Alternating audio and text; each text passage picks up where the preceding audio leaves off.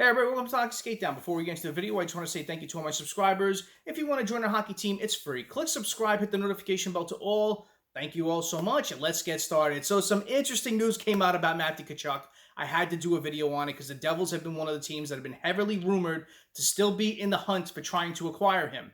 And of course, you're going to hear every team trying to acquire him now. You may see some random trades come out for teams trying to make some cap room, but you know, we're through most of the big signings, so a lot of teams are kind of set with their ways in what team they have going into next season. But the Devils are one of those teams that can really make a trade and really cement this offseason that's been one of the best in team history. So, interesting news came out today, and I'll talk about that. I'll talk about a couple of teams that have been linked to Matthew Tkachuk, and please stay with me throughout.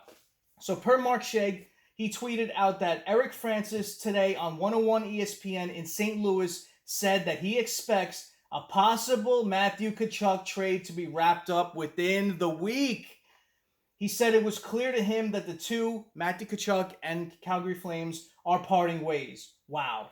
And of course, you started hearing the rumors right away. There's rumors of him going to the Ottawa Senators to play with his brother Brady Tkachuk, or to live out his legacy to play where his dad played in St. Louis, and possibly play for his uncle Tom Fitzgerald in New Jersey. So those are three teams that are heavily being rumored to be interested in the Matthew Tkachuk sweepstakes. The Devils have been said to have offered a package as far back as the draft, which included the second overall pick, which should have been taken, and now it's too late. But, the Devils still can offer something good to the Calgary Flames, so I'll talk about that in this video as well. But, the Ottawa Senators, I think, had a really good offseason, adding Claude Giroux, Cam Talbot, Alex DeBrincat. This team is a possible playoff team.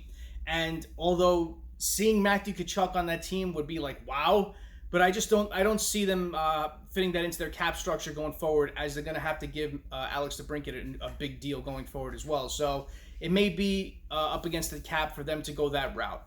The St. Louis Blues, I know they're trying to trade off Vladimir Tarasenko. He hasn't rescinded his trade request since last season. He had a really good year last year where I think a lot of teams are going to try to trade for him. And, I don't think they're going to be able to do it. They're tied up against the cap as is. And to move out Tarasenko and to give Matthew Tkachuk a new deal is going to be really difficult. So it's going to be tough for the St. Louis Blues. But any team can make trades now before the season starts. There's plenty of time. But it's going to be difficult to get rid of that much salary cap. But the New Jersey Devils are a very interesting team. They do have cap space. I know it's not as much as it was at the start of the offseason, but the Devils still have key RFAs left to sign in Jesper Bratt, Jesper Boquist. You have Tyce Thompson, and Vanacek was one that got cleared up today, and Miles Wood as well. So Vanacek got a new deal, 3 years, $3.4 million AAV. So that's less on the cap now. So, the Devils can do it. But what can they give up to get a Matthew Tkachuk? Brad Treliving, general manager of the Calgary Flames, already rejected a second overall pick offer, which he should have taken. But, looking at Tkachuk and the Devils, they have to offer something big. They do. With the recent John Marino trade, it leads a lot of people speculating that Damon Severson is going to be the odd man out on the New Jersey Devils. You have Shimon Nemec coming up in the pipeline the next couple of years. You have Luke Hughes. You have a lot of good defensive prospects. You have a lot of good forward prospects on this team that they could trade to the Calgary Flames and, help them rebuild after losing possibly Matthew Tkachuk now in addition to Johnny Gaudreau. So, it could take Damon Severson. They lost Goodbranson.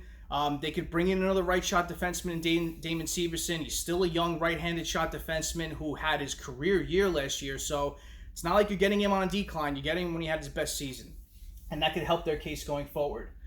Jesper Bratt. I don't want the Devils to include him in a trade, but the whole thing is that if they're having issues signing him, he may be part of a deal. I don't see where the Devils can really sign Jesper Bratt and keep, Matthew Tkachuk if they do acquire him. I know next season you have a lot of contracts coming off the books as well, so they do have cap space next year, but you want to keep some cap space in the bank for when other players need new deals. So you'll have Graves needing new deals, Siegenthaler, so you want to keep them around. You're going to need cap space to do it. But, can it be a package that includes Damon Severson, Jesper Bratt, maybe a 2023 first-round pick that the Devils have?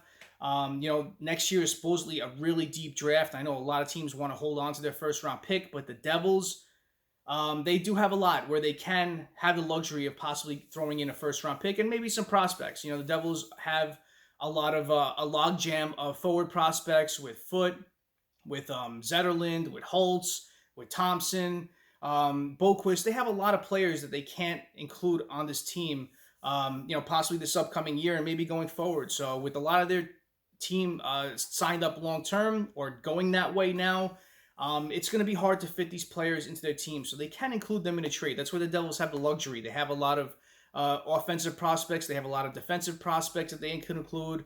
I know the Devils don't want to give up Nemec. They don't want to give up Hughes. Holtz is going to be one that they want to hold on to, but if they want to keep Bratt, they're going to have to throw something enticing for the Calgary Flames to want to give up Matt Tkachuk. So maybe you have Holtz going in a deal with Severson, a first, a prospect, and a pick. So the Devils can offer the Calgary Flames a lot, and we'll see what happens. But is it worth it?